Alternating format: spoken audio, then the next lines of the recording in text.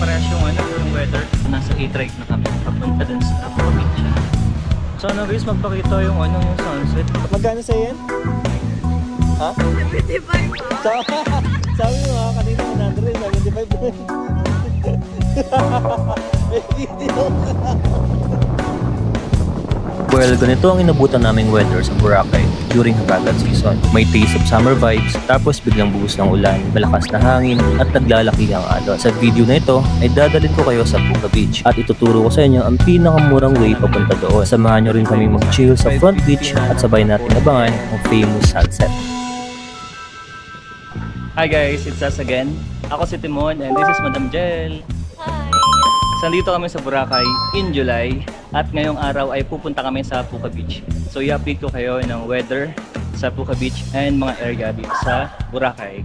So let's go! Tayo pumunta ng Puka Beach ay dadaan muna kami sa Save More. Bibili lang kami ng mga chips tsaka inumin. Alam ko medyo mahal dun eh. Yung Save More naman ay malapit lang sa hotel. Yung hotel natin sa likod na natin. Ilang hakbang lang. Ito na kagad. Malapit siya sa Red Coco Inn. Ito yung Red Coco nung sa likod ko. Tapos ito yung Save More. Kapag bili na kami sa may Save More and abang tayo ng e-trike or hop-on bus papunta sa Puka Beach.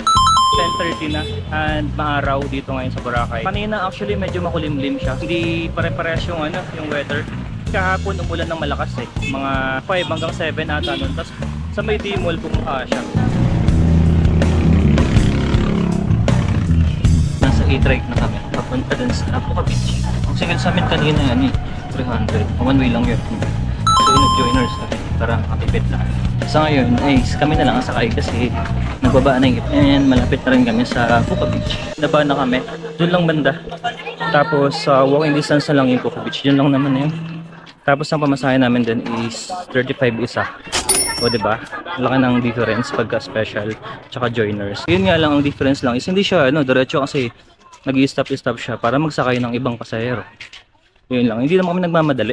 O nga pala, meron akong in-upload na video before, parang ilang taon na yung nakalipas na nag-land tour kami. And then, I think may contact rin ako doon. Ilalagay ko sa screen or sa description din yung vlog ko doon.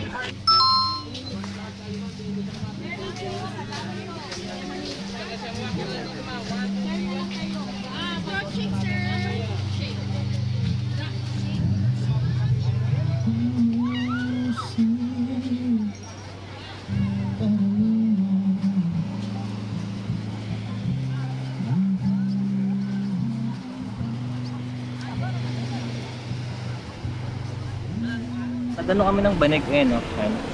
Wala siyang bayad pero kailangan mag-order ng something sa kanila. Doon, meron nag-offer doon mga drinks and food, ganun. Medyo mahal nga lang dito. So nag-order na lang kami ng pinakamura na mango shake. Yun, 250 siya. Medyo mahal talaga dito sa part na to kasi ayun nga, ilan lang naman yung mga kainan dito, mga restaurant, mga tindahan. And halos pare-parehas lang din ng presyo.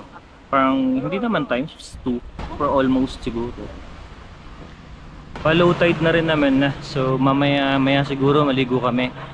Or feeling ko hindi ka makapag-swimming dito kasi yung kasama ko ayan hapon, ang babaw lang ang babaw lang ng tubig. Hindi pa lumabot ng tuhod ko. Ayaw man lang umupo.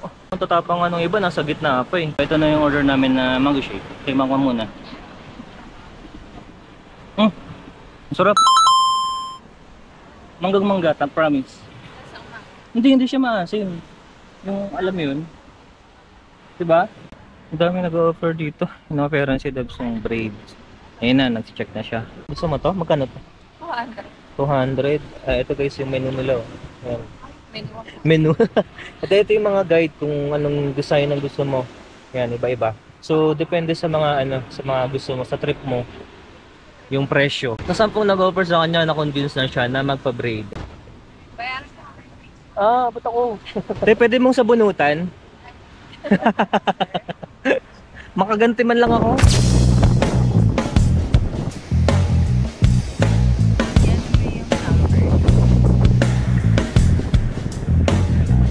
Tapos na magpa-braid si Madam.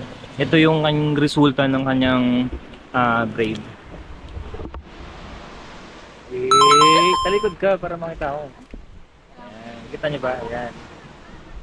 So 250 pala yun, tapos binigay sa kanya 200. Ayun nga, depende siya sa ano sa disenyo na mapipili nyo. So ayun. And depende rin siguro sa budget nyo.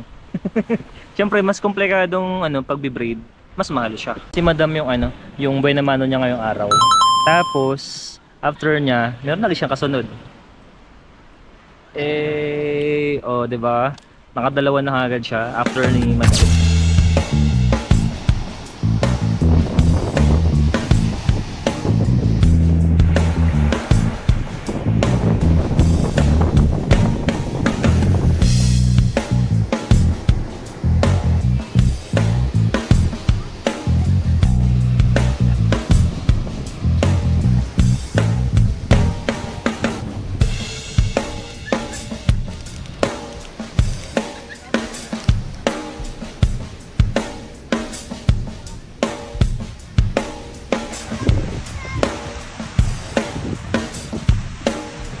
May mga bagong friends dun ng mga bata. Okay guys, so tapos na kayo mag-swimming, tsaka umalis na kami dun sa pinagtambayan namin. Sobrang tagal din namin mag-chill dito, no? Mag-alas 2 na ata eh. Alas 2 na? O yun. Tapos nag-picture-picture kami. May dalawang bata na lumapit sa amin. Sa kanya actually, nagpapipicturean daw siya. Ayun, nabudol siya. Hindi naman. Na-engganyo siya ng dalawa. Pampaon daw nila. Pampaon daw nila ng bata. Tapos ayun, binigyan siya ng ano. Binigyan pa ako ng kwintas. Binigyan siya ng kwintas.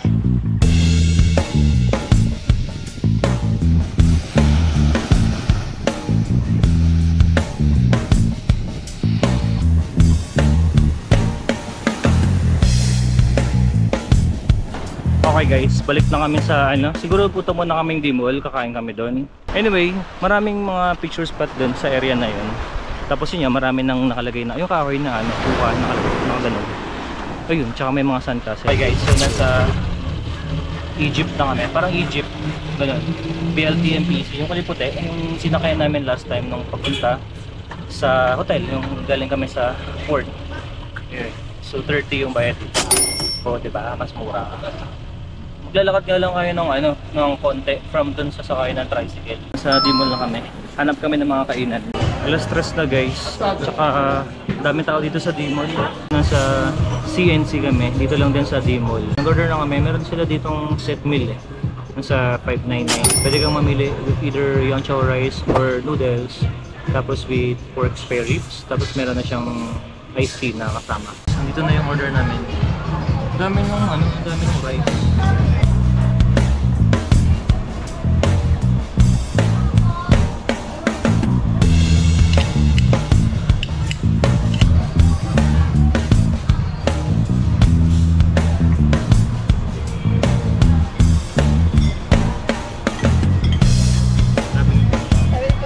Kumain doon sa CNC. Sakto lang yung food. Marami yung servings pero yung spare ribs, parang hindi siya spare ribs eh. Ano siya, ang daming taba. Yun lang, hindi namin naubos gaano. Masarap naman yung lasa, yun lang, hindi lang talaga ano. Hindi gaanong malaman yung meat. Hindi namin na-try yung ibang menu, so baka yun yung masarap.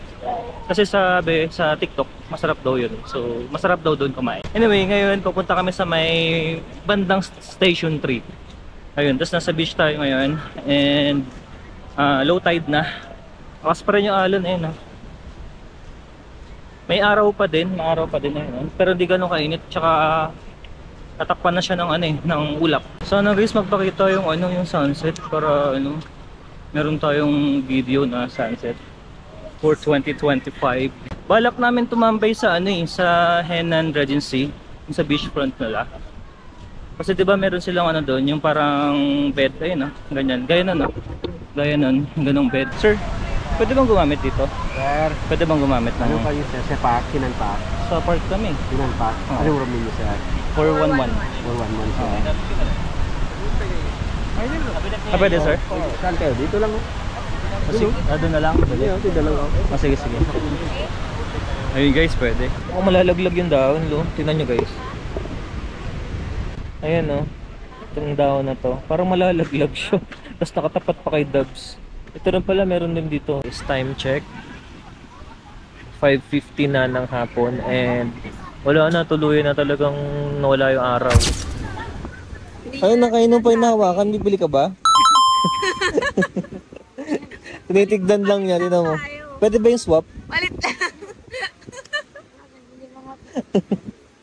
Magkano sa'yo yan? Ha? 75 ba? Sabi mo kanina 100, 75 na yun. May video ka. Sabi niya, manalis ka na. Para manimapa ko. 75 lang pala. Nagkamali ako eh. Sumisales to ka kasi. Inihirita no, 100. Nadulas naging 75. Napalitan. Mag-usap pa tayo mamaya, 50 na lang yan. Oo, konting ano pa yan eh, 50 na lang. Magkano ba puna mo dyan? Oo, sa atin lang. Kunyari, makabinta ako ng 100. Oo. Mga 500 ako, 50%. 50 lang sa'yo? Sino nagpapakita? Sino ba pabenta sa'yo yan? Nanay ko, siyempre. Sa nanay mo pala yun. Kala ko ano yung mga tindahan dyan dito, mga ano eh. Binibigyan niya ako ng 50. Ba yan? Dalawa na. Bigyan mo na sa akin yan. Hindi, regalo sa kanya yan ng ano eh. Regalo nga sa akin. Regalo sa kanya ng bata kanina sa Puka Beach. Hindi ka rin kita dito. Happy birthday mo. Birthday gift niya daw sa akin. Sige. Happy birthday mo, 100 na lang sa iyo. Okay naman, starfish. Okay, badalawin mo na. Anong leeg mo? Kasi binigay ko dyan sa 75, para mo mo na dalawa. Magiging 100 na lang yun. Isa nga lang daw leeg niya eh. Badalawin mo, di para dalawa ka ganda, no? Para may sawa ka pa na po rin eh. May sawad ako po. Ang ano yung... Ano? Korean. Hindi. Yung buhok ni Coco Martin. Yung buhok. Ay, ko yun eh. Mahirap yan si Coco Martin, hindi namamatay yun eh. Ha? Hindi namamatay. Hindi ka din namamatay. Hindi ko rin po. Oo, magkano nga? 75. Isa lang, 100. At kamali pa nga ako dun eh. Nakakayos. Pag dalawa, inalang ko yun. Alam mo yung paparating ka pa lang dito. Sabi ko, ang bubudol sa Lalapit pa kayo nakatago yung dala niya eh. Tapos biglang mahinatak. Magbebenta pala. Akala ko, kinikitian mo lang ako. Ito tayo peg na blues na. Ano, angklet, maraga pa.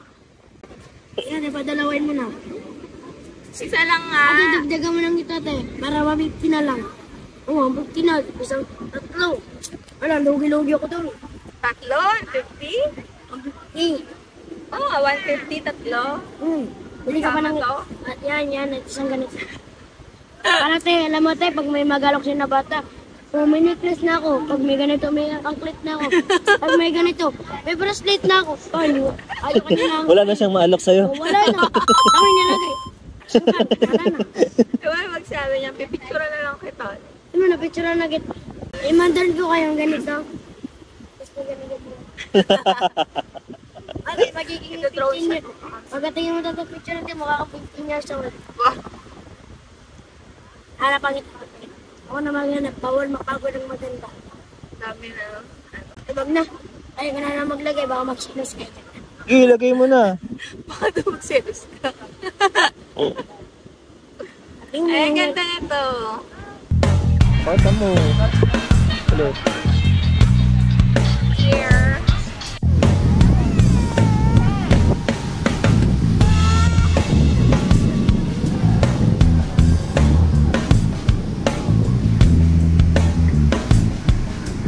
Umalis na kami dun sa Helen. Yung bed nga is hanggang 6 lang. So nililigpit na kasi kanina. Ayaw ka naman na.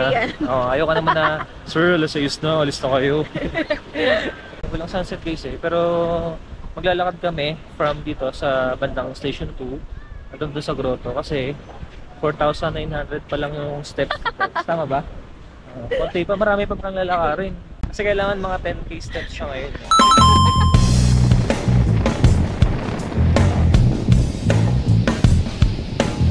Malapit pa kami sa grotto. Yun yung turning point namin yung grotto. Pag nakarating kami ng grotto, babalik na kami. Nasa grotto na kami. Maraming daming tao dun sa may bandang grotto, nagpipicture siguro, no? Okay guys, 6:30 na. And tuloy na talagang dumilim. Wala pa rin talagang sunset. Lungkot.